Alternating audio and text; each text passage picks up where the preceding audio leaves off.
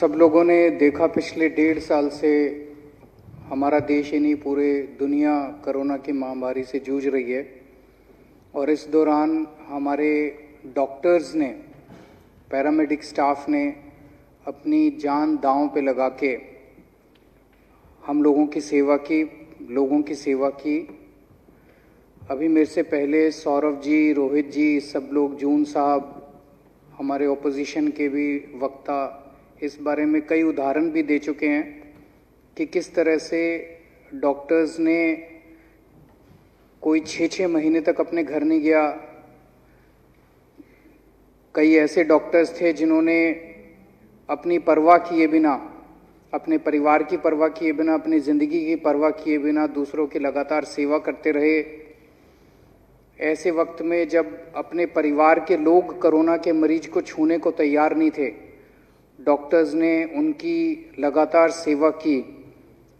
ऐसे में पूरे समाज का और पूरे देश का फर्ज बनता है कि हम अपने डॉक्टर्स को और नर्सेज को, पैरामेडिक स्टाफ को, उनका धन्यवाद करें और उनको उचित सम्मान दें। दिल्ली सरकार ने समय समय पे जितना हो सका 2 कदम आगे बढ़ के डॉक्टर्स का साथ दिया। जब कोरोना की महामारी शुरू हुई थी उस वक्त ये था कि 15 दिन डॉक्टर काम करेंगे, उसके बाद उनको क्वारंटाइन में रहना पड़ेगा, फिर वो अपने घर जा सकते हैं। वो 5 स्टार होटल में हम लोगों ने उनका इंतज़ाम किया था डॉक्टर्स के रहने का। और शायद दिल्ली सरकार अकेली सरकार थी पूरे देश में नहीं, पूरी दुनिया में, जिसने डॉक्टर्स के रहने का 5 स्टार होटल में इंतज़ाम किया था। उसके बाद कई जगह से ऐसी खबरें आई, कुछ जगहों से, देश भर से, कि पता चला कि कुछ मेडिकल स्टाफ जो है वो कोरोना के इलाज में, कोरोना का इलाज करने से सरकार के अलग अलग आदेशों का पालन करने के लिए तैयार नहीं था, क्योंकि सरकारों ने वो आदेश जो है वो बिना मेडिकल फ्रेटर्निटी के साथ सलाह किए बिना इस तरह के आदेश पारित किए थे। दिल्ली सरकार ने एक निर्णय लिया कि हम अगर कोई भी आदेश पारित करेंगे, ऐसा कोई भी आदेश नहीं होगा जो कि डॉक्टर्स और पैरामेडिक स्टाफ से सलाह किए बिना, उनकी मर्जी के बिना नहीं पारित किया जाएगा। जितने आदेश जारी किए गए वो हॉस्पिटल्स के साथ, सरकारी हॉस्पिटल्स के साथ, प्राइवेट हॉस्पिटल्स के साथ, डॉक्टर्स के साथ, मेडिकल फ्रेटर्निटी के साथ सलाह करके हर आदेश पारित किया गया।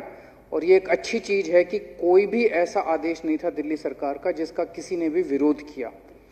हमें इस पूरी महामारी के दौरान सभी प्राइवेट अस्पतालों से, डॉक्टर्स से, सरकारी अस्पतालों से, पूरी मेडिकल फ्रेटर्निटी से पूरा सहयोग मिला। ऐसा कभी नहीं हुआ कि किसी ने उसका विरोध किया। जब हमने इस बात की घोषणा की कि अगर किसी भी डॉक्टर या फ्रंटलाइन वर्कर की कोरोना पे काम करते हुए, कोरोना में ड्यूटी करते हुए उनको कोरोना हो जाता है और उनकी उसकी वजह से शहादत हो जाती है, तो उनके परिवार को 1 करोड़ रुपए की सहायता राशि दी जाएगी।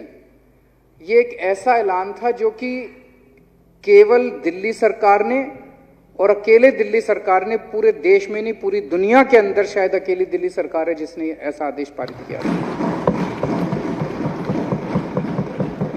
इससे हमारे सभी डॉक्टर्स का, पैरामेडिक स्टाफ का और फ्रंटलाइन वर्कर्स का मनोबल बढ़ा। उन्हें ये लगा कि ये ऐसी सरकार है जो हमारे साथ खड़ी है। कल को अगर हमें कुछ हो भी जाता है तो सरकार हमारे परिवार का ख्याल रखेगी। उनका मनोबल बढ़ा और उन्होंने पूरी लगन के साथ काम किया। दिल्ली के डॉक्टर्स ने खासकर बहुत लगन के साथ काम किया और एक एक फ्रंटलाइन वर्कर जिनके भी केसेस आए, हमने एक नहीं कई केसेस में 1-1 करोड़ रुपए की धनराशि दी है। और मैंने खुद जाके उनके घर पे जाके, हर एक के घर पे जाके मैं उनके परिवार के लोगों को वो धनराशि देके आया। अब दिल्ली सरकार ने एक और निर्णय लिया है। हर वर्ष हमारा देश चुनिंदा लोगों को पद्म अवार्ड से सम्मानित करता है अलग अलग क्षेत्रों के अंदर, और उसके लिए केंद्र सरकार अलग अलग राज्य सरकारों से नॉमिनेशंस इनवाइट करती है कि आप अपने नॉमिनेशंस भेजिए।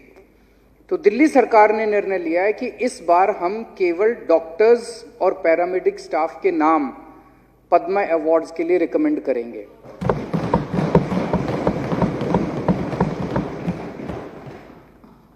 हमें ये 15 सितंबर तक नाम भेजने हैं केंद्र सरकार को। अभी 3 दिन पहले मैंने ये ऐलान किया था। इसमें कोई अपने आप को सेल्फ नॉमिनेट भी कर सकता है और कोई दूसरे को भी रिकमेंड कर सकता है। मान लीजिए आप पेशेंट थे और आपने देखा कि वहाँ पे बहुत अच्छा कर रहे थे कोई डॉक्टर, तो आप उनका नाम रिकमेंड भी कर सकते हैं। 3 दिन पहले हम लोगों ने ईमेल एड्रेस जारी किया था और आज इस सदन को बताते हुए मुझे बेहद खुशी है कि 3 दिन के अंदर ऑलरेडी हमारे पास 2100 के करीब नॉमिनेशन आ चुके हैं डॉक्टर्स के। हम ये सारे नाम केंद्र सरकार को भेजेंगे। तो एक तो ये कि जो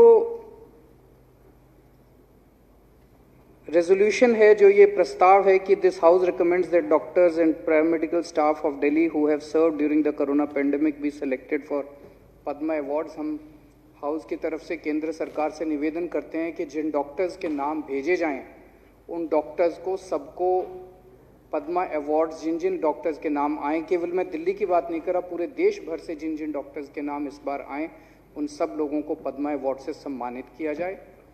दूसरी चीज जो सौरभ जी ने इसमें ऐड किया कि ये सदन अनुशंसा करता है कि भारतीय डॉक्टर को सामूहिक रूप से भारत रत्न दिया जाए।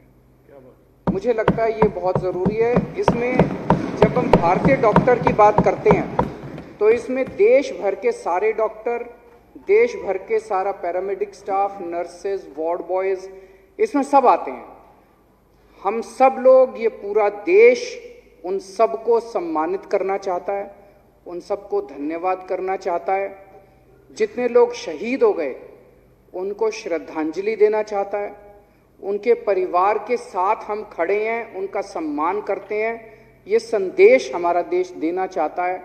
अगर ऐसा होता है कि भारतीय डॉक्टर को भारत रत्न से नवाजा जाता है तो पूरा देश इसके साथ है, पूरा देश ऐसा चाहता है और इसमें हमारे पूरे देश को इससे संतुष्टि होगी और हमारे पूरी मेडिकल फ्रेटर्निटी का हौसला बढ़ेगा कि हमारे देश ने हमारा सम्मान किया।